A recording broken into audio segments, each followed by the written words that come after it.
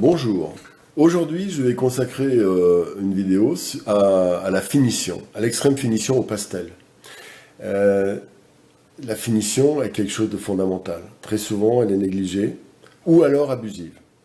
Les travers excessifs, c'est par exemple la tendance qu'il y a à l'hyperréalisme maladif, c'est-à-dire on fait de la photo. Bon, je connais une personne, d'ailleurs, moi je respecte, hein, attention, je ne critique pas, mais elle m'a dit qu'elle va mettre 1 an et demi à faire un tableau. Bon, moi c'est pas ma voix, hein, je ne le critiquerai pas, mais c'est vraiment pas ma voix. Mais malgré tout, il y a quelque chose d'intéressant dans cette démarche, mais c'est trop pour moi. Voilà, enfin bon. La finition, il y a plusieurs aspects. Il y a ce que j'appelle la hiérarchisation des finitions. Tout dans le tableau ne doit pas être fini. Quand vous prenez une photo, vous prenez des millions de pixels. Dans un tableau, vous prenez que peut-être 10, 20, 100 fois moins de pixels que dans la réalité. Mais en même temps, vous les hiérarchisez. Il y a des zones où vous vous concentrez fortement, des fois plus que la réalité, et puis d'autres un peu moins, et puis d'autres, il y a des zones de repos. C'est cette respiration entre la zone vraiment finie, moyennement finie et peu finie, qui permet au peintre de guider le regard du spectateur. Et la finition permet aussi de contempler le travail déjà réalisé, pour le hiérarchiser justement, pour sentir ce qui ne va pas. La finition, c'est pas quelque chose qui passe par la tête. On regarde le tableau et on dit « Ah là, c'est trop comme ci, là c'est trop comme ça, là c'est trop droit, là c'est trop net, ah là ce serait mieux plus loin, etc. » Mais ça ne peut pas se faire avec, comment dire, en réfléchissant, voilà, petit 1, petit 2, petit 3. C'est un ressenti. Et ce que vous ressentirez aujourd'hui pour le finir le tableau d'une certaine manière, eh bien vous le ressentirez différemment si vous faisiez cette finition le lendemain. Voilà pourquoi la finition est quelque chose de mystérieux, c'est une communication avec le tableau. Il est complètement dingue. Non, c'est une communication avec le tableau, il vous parle, il vous dire ah je suis trop comme c'est comme une personne, vous êtes le médecin et le tableau c'est le patient, il dit ah j'ai mal à la tête, je suis trop maigre, je suis trop gros, regardez je suis tout rouge, etc. Et donc c'est une manière amusante d'avoir une sorte d'interface avec un travail que vous avez fait.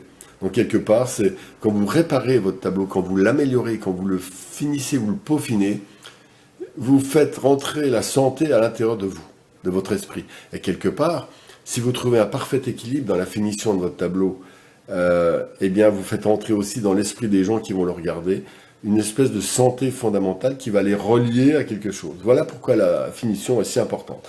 Alors maintenant, la pratique. Alors le premier point, c'est l'observation du tableau. Qu'est-ce qui va, qu'est-ce qui ne va pas? Alors ce tableau ne me déplaît pas. Il est intéressant, donc il est hors de question d'attaquer la finition sans avoir passé du temps à l'observer. Alors reprenez la vidéo, la technique du peintre paresseux, voilà, que j'ai faite il y a 6 mois environ. Eh bien, en fait, il faut regarder. Là, par exemple, cet arbre-là pourrait être plus net, parce que c'est lui l'élément central. Il rompt par sa couleur bleutée avec le reste, ainsi que celui-ci. Donc ces deux arbres pourraient être plus nets. Donc celui-ci surtout, et celui-là un petit peu. Mais pas aussi net celui-là que celui-là, pour qu'il y ait déjà une hiérarchie entre ces deux pôles principaux. Ensuite, il y a des zones qui sont peut-être un tout petit peu trop nettes ici, que je pourrais légèrement adoucir. Alors là, c'est avec la technique du pinceau. Et donc, il y a des couleurs qui pourraient être plus foncées. Là, ici, j'aimerais bien voir un tout petit peu plus foncé. C'est par le foncé que je ferai apparaître le bleu ici. Ici, il y a des zones qui sont floues, mais là, c'est un petit peu confus. Ça a été peut-être trop estompé, mais en même temps, c'est pas trop un problème, parce que dans la logique de finition, là, nous sommes dans une logique de vide. Donc, là aussi... Donc le vide ne posera pas de problème s'il y a un élément central très fort. Donc il faut surtout articuler sur cette partie-là, à mon avis. Alors, ensuite, quand on fait la finition, ici par exemple, nous allons, en le finissant impeccablement, cet élément de finition va jouer un rôle de déblocage, c'est-à-dire il va hiérarchiser, on verra mieux ce qui est derrière. C'est comme si vous regardez quelque chose qui est à 50 mètres de vous, vous le voyez de manière assez distante, assez floue. Eh bien, vous dites, mince, c'est un truc que je ne vois pas. Vous avancez de 10 mètres. Ce qui paraissait flou va devenir moins flou, etc. Par contre, vous verrez 10 mètres plus loin, plus flou. En fait, vous avancez quelque part Et il y a une espèce de hiérarchisation, et cette finition va commencer par là. Ça va m'indiquer, c'est comme une pelote de laine, vous enlevez un nœud important, et vous arrivez à d'autres nœuds. Donc c'est d'abord ça. Il faut hiérarchiser et avoir une stratégie pour la finition. Il ne faut pas dire je vais tout finir, je vais faire ça là, ça là, ça là, ça là, parce que c'est un cheminement, c'est à partir de la finition de cet arbre-là que le reste va venir tout seul. Voilà, alors on va y aller avec ça. Avant toute chose, regardons le matériel qu'il faut. Donc j'ai choisi de faire des zones extrêmement foncées. Donc la première étape consiste à sélectionner les couleurs qui vont permettre d'avancer. Donc là, j'ai une pierre noire. On a dit que je voulais faire du noir autour de là. Donc j'ai pris 4 couleurs. Une, c'est un noir, noir, noir, noir. C'est le plus noir que j'ai trouvé. Ça, c'est un bleu très, très foncé. Alors ça, c'est très précieux pour finir parce que c'est en même temps des couleurs nuancées qui vont bien dans la gamme et en même temps qui s'associeront bien au noir parce qu'il y a peu de contraste entre les deux couleurs, même si le noir n'est pas vraiment une couleur. Ensuite, j'ai des crayons pastel. Il y en a un qui est crayon pastel, qui est anthracite, qui est assez foncé, mais pas autant, ce qui va permettre de nuancer dans les valeurs de gris. Et puis, une pierre noire, qui est un 2B, donc qui est assez foncé, mais moins que ces pastels-là. Voilà, mais j'expliquerai en faisant. Ensuite, j'ai pris des bleus. Alors, un bleu très vif, un bleu intermédiaire qui va me permettre de faire des ombres. Et je vais pouvoir donc travailler cette zone-là. Alors, la première étape, je vais commencer en mettant du noir, mais je vais en mettre en toute petite quantité. Alors là, vous voyez, je ne change rien. Le principe de la finition, c'est qu'on ne bouleverse rien. Quand votre maison est finie, c'est pas là que vous dites « Ah ben non, la salle de bain, je vais la mettre à la place, je vais la mettre dans la cave au lieu de la mettre où elle est. Hein » Donc, on ne change rien.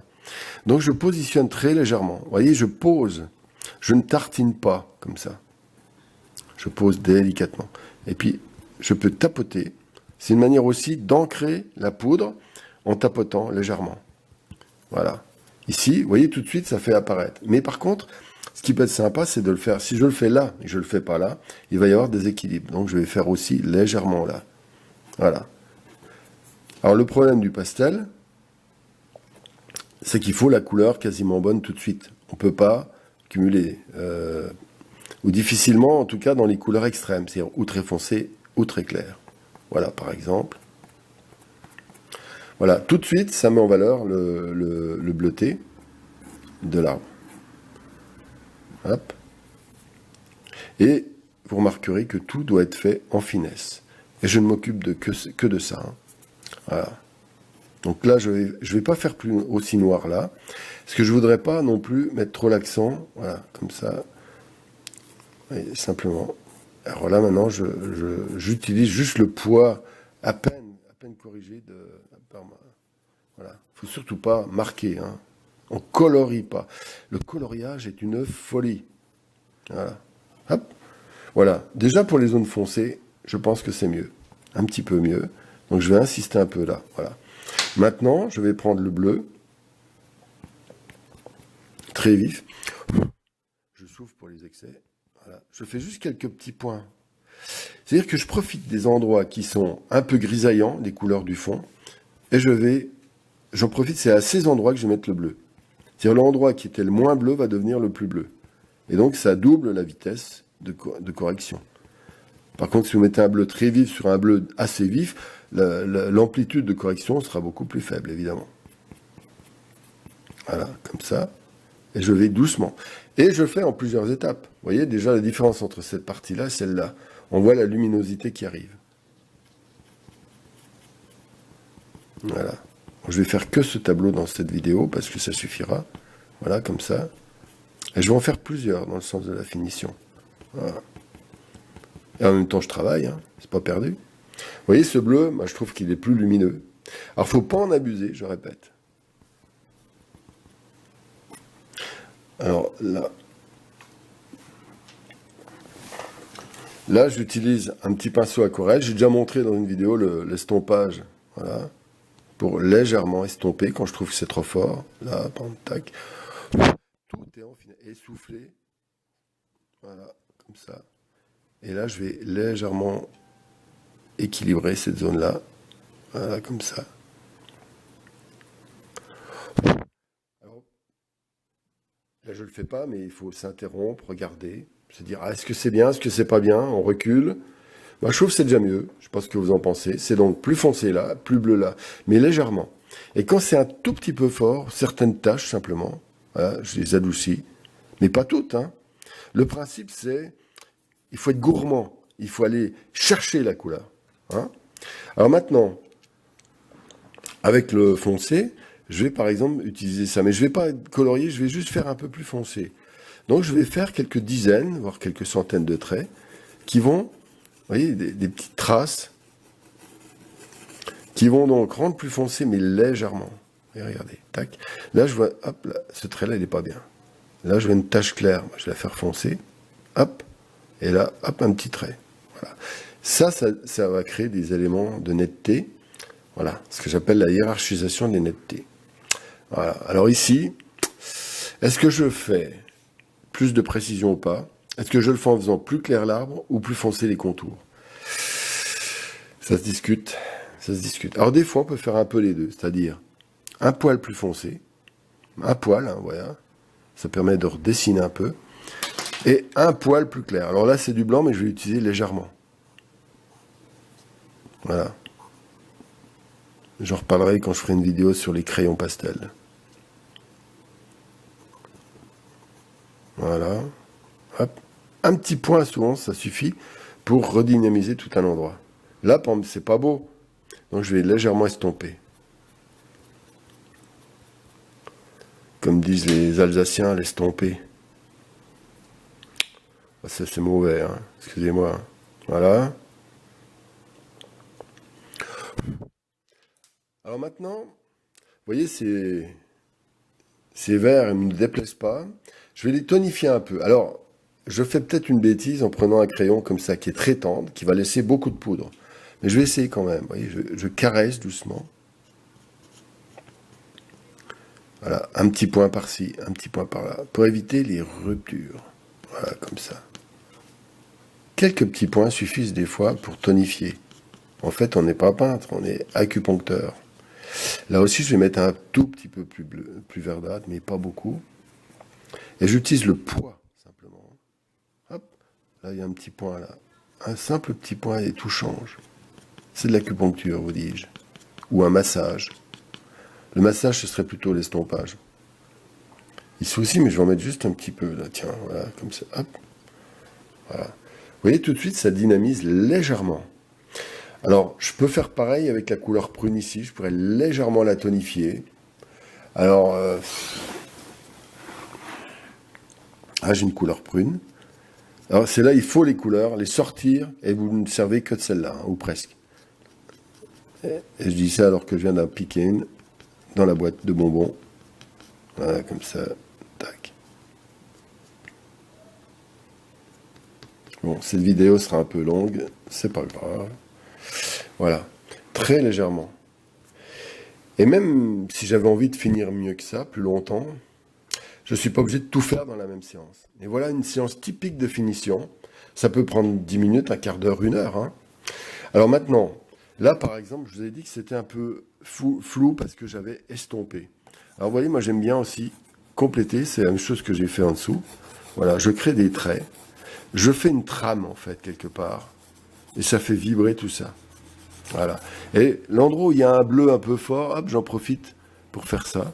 Et vous voyez comment je fais? Je tourne, comme ça. Mais on pourrait aussi légèrement faire ça.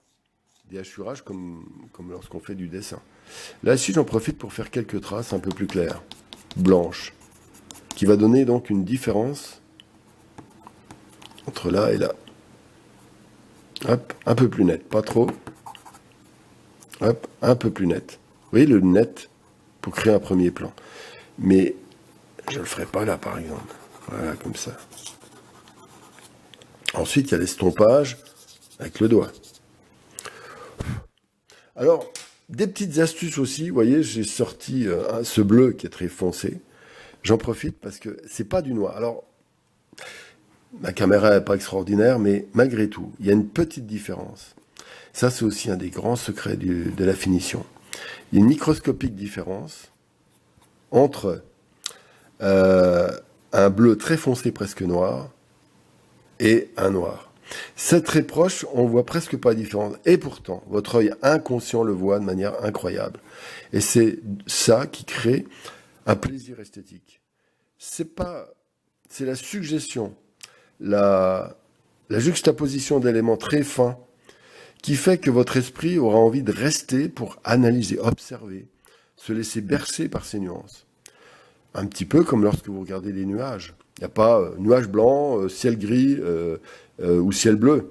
Il y a des milliers de bleus, des milliers de gris, et il y a une architecture très fine.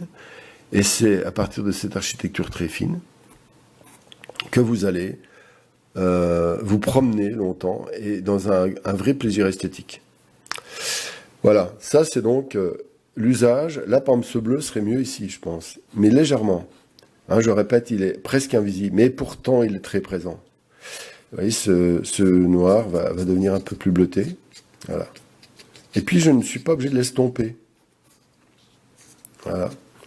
Alors maintenant, il y a des petites astuces supplémentaires. C'est ce que j'appelle les légères dissonances. Vous voyez là, tout ça, ça pourrait être rythmé par des traits. J'ai presque envie d'utiliser, non pas un blanc trop fort, mais un gris-bleu comme ça. Vous voyez, regardez. Et je fais des petits éléments, des dissonances, qui créent un lien vertical, par exemple. Et là, j'en profite pour marquer un petit peu plus fort. Vous voyez, ça, j'ai improvisé, je n'avais pas prévu. Voilà. Mais donc, je vais créer un effet un peu plus fort. Mais pas trop.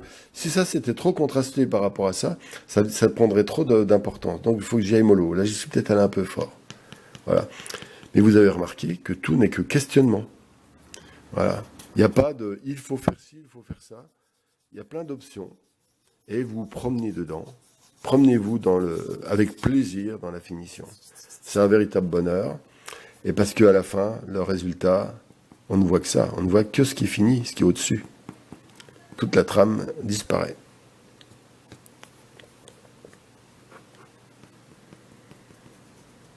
Voilà, ça c'est un peu clair. Alors je vais utiliser ça. Vous voyez, ces traces un peu fortes, je vais les casser que ça. C'est-à-dire le crayon un peu plus dur, qui paraît blanc comme ça. Il est blanc, mais posé comme il est très dur, il ne pose qu'un petit peu de poudre et il est finalement moins blanc que celui-là, qui est un peu plus bleuté. Vous voyez, et donc c'est curieux. Donc c'est aussi des petites astuces de finition. Là, une petite zone claire qui va apparaître, un peu comme une frondaison. Là aussi, hop, voilà, hop, un petit estompage par tapotage. Voilà, gourmandise, vous dis-je. Voilà, et ben voilà, c'est terminé cette phase, vous avez tout compris. Voilà comment je finis mes tableaux. Et puis c'est pas fini, hein, je recommencerai demain, ça se trouve. Hein. C'est fini quand c'est vendu un tableau. Quelle vulgarité. Voilà, allez, à bientôt. Et bon, bonne pratique de la finition. Voilà, n'oubliez pas de vous abonner. Au revoir.